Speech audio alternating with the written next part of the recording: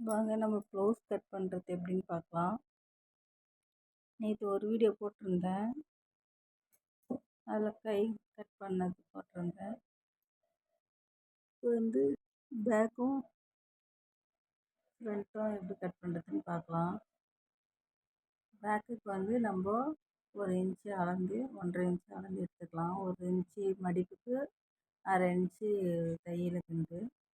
அடுத்து முதுவோட உயரம் ப்ளவுஸ் வச்சு முதுவோட உயரம் பார்த்துக்கலாம்.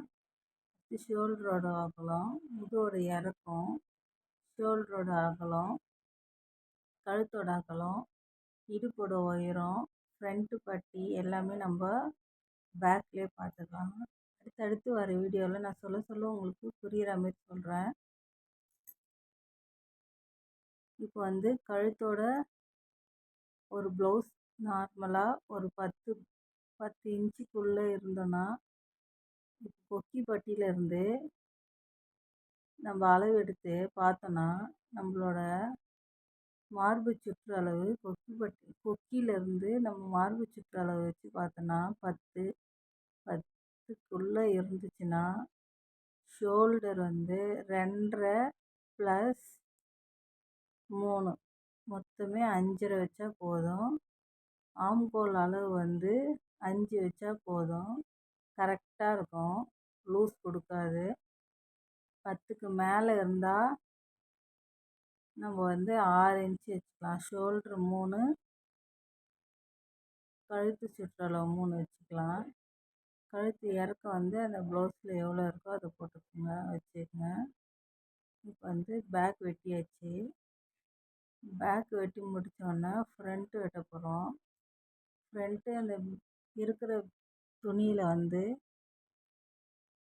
கரெக்டாக நம்மளுக்கு எந்த அளவுக்கு வருமோ அந்த அளவுக்கு வெட்டிட்டு, அந்த கழுத்து வெட்டினோம் இல்லையா, பேக்கு கழுத்து வெட்டினோம்ல, அதை அப்படியே திருப்பி போட்டோம்னா ஃப்ரண்ட்டு கழுத்து வெட்டிக்கலாம்.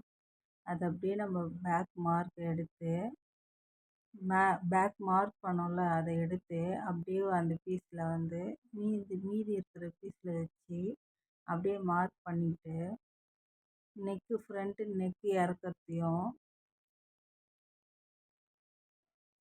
ஷேப்போட இறக்கத்தையும் ஸ்ட்ரெயிட்டாக ஒரு கோடு மார்க் பண்ணிவிட்டு, இந்த ஷோல்டருக்கு நம்ம 3 இன்ச்சு வச்சுருக்கோம் இல்லையா, அந்த 3 இன்ச்சிலேருந்து நேராக ஒரு கோடு போட்டோன்னா நம்ம டாட் பிடிக்கிற இடம் வந்துடும்.